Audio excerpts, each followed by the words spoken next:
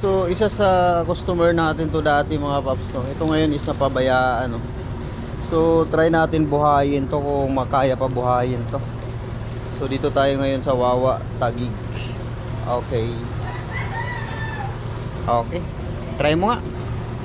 So, ayan siya mga paps no. Grabe. So, 6 months na daw tong hindi nagamit no. Kaya, yun. Subukan natin. Ito, talagang wala na talaga to. Battery niya. So, ang sabi ng mekaniko na nag-check nito is ano daw, carburetor daw problema. So, try natin, subukan natin kung talagang carburetor ba. Okay, mga paps no. Balikan ko kayo kung mapaandar ba natin. So, yun, magpapalit tayo ng ano mga paps no. Ano ba tawag nito, carburetor. Kasi unang diagnose kasi nung mekaniko nito is carburetor daw. Kaya try natin. Okay, so malakas naman kuryente. Okay. So, in fairness mga katropaps no, hindi tayo pinahirapan sa unit na to. So, ayan na siya. Humanda naman kaagad mga paps. Okay, kaso nga lang namamatay talaga siya. You know. So, yun. Konting kalikot pa to. Okay, update ko kayo ulit mga paps na. So, pinalit lang natin is ito lang carburetor mismo. Tapos, inayos natin yung konting wiring dyan. So, grabe yan mga paps. So, for 6 months, buhay pa yan. Bagay, halikabok lang naman to. Okay. So, yun. Paandarin ko muna ng tuluyan to mga paps. So, tinakbo pala nito is 28,000. Okay. So yun mga paps no. Meron siyang andar kaso nga lang ayaw magtuloy. Kailangan talaga takpan yung carburetor. So bago na nga yung carburetor na yan ha. So ngayon ito mga paps, ito napansin ko. Yan may biyak yung pinaka. Ayun ko napansin yung biyak na to. Yan o. Ito mismo. Yan o, yung biyak na yan. Yung pinaka extender ng carburetor.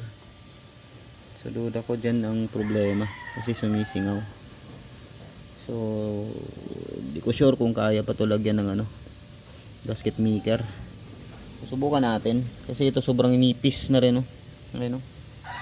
Sobrang nipis na rin itong rubber na to. Ito. Subukan natin baliktarin yan tapos lagyan natin ng gasket maker. Okay. So may andar na siya kaso nga lang yun ang ayaw magtuloy.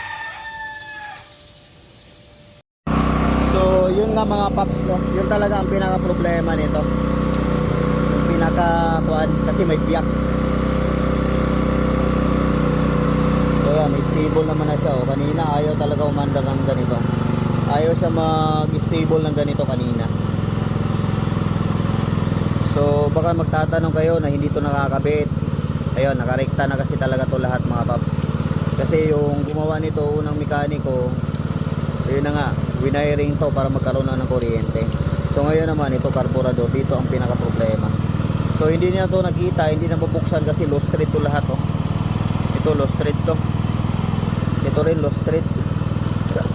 Kaya palitin talaga yung stud niya. Kaya ito stable, nagiging stable na siya mga paps. Ayan. So yun, baka ma-encounter nyo rin itong ganitong problema mga paps no? Ito, share ko lang sa inyo.